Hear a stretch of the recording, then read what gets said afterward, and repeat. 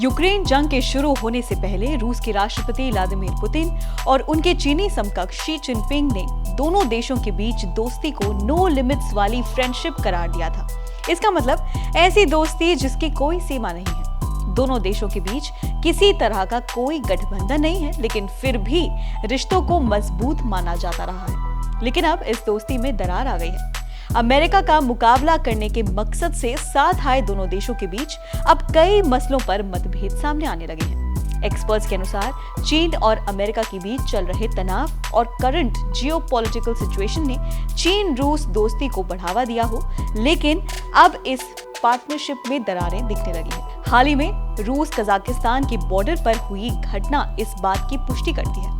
यहाँ पर 5 चीनी नागरिकों को रूस के अधिकारियों ने 4 घंटों की जांच के बाद भी उनके देश में दाखिल होने से बैन कर दिया। उनके वीजा भी कैंसिल कर दिए। सिर्फ इतना ही नहीं, मॉस्को में चीनी दूतावास ने वीचैट पर एक पोस्ट लिखकर रूस पर हमला बोल दिया।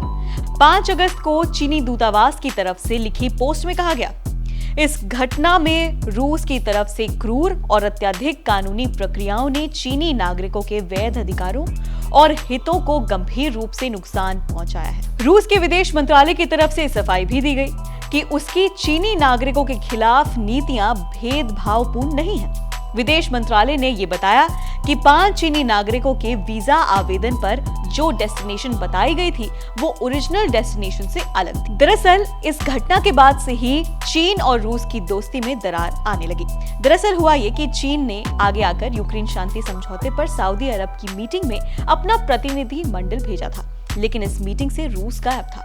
चीन ने इस मीटिंग की तारीफ तक की थी, जबकि भारत ने जद्दा मीटिंग में हिस्सा लिया था। बता दें कि भारत के राष्ट्रीय सुरक्षा सलाहकार अजीत डोभाल ने शांति का वो प्रस्ताव जो हर पक्ष को स्वीकार है उसे आगे बढ़ाना चाहिए, ऐसा उन्होंने कहा था। चीन के कई एक्सपर्ट्स के मुताबिक यूक्रेन की जंग के चलते चीन की हालत बहुत बुरी होती जा रही है। फॉरेन अफेयर्स के साल 2022 के एक आर्टिकल में चीन के सिंघुआ यूनिवर्सिटी के एक प्रोफेसर ने अपना एक लेख लिखा था, जिसमें उन्होंने ये बताया कि यूक्रेन में रूस के युद्ध ने चीन के लिए एक रणनीतिक संकट पैदा कर दिया है। इस संघर्ष ने अरबों डॉलर्स के चीनी व्यापार को ब्लॉक कर दिया है, पूर्वी एशिया में तनाव बढ़ा दिया है, लोगों को रूस समर्थक और विद्रोही खेमे में बांटकर चीन के भीतर रणनीतिक ध्रुवीकरण और गहरा हो गया है।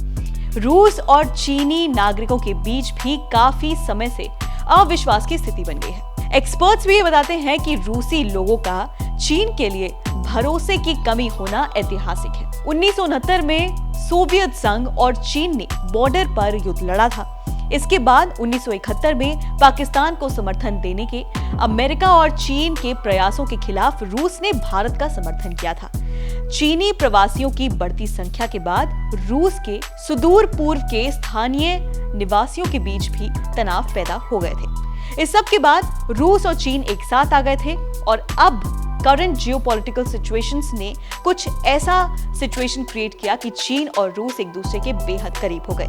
लेकिन अब कई ऐसे मसले सामने आए हैं जिसके बाद रूस और चीन की दोस्ती में दरार साफ नजर आ रही है। फिलहाल इस वीडियो में इतना ही। इस खबर से जुड़े अपडेट्स हम आपको एबीपी लाइव पर बताते रहेंगे।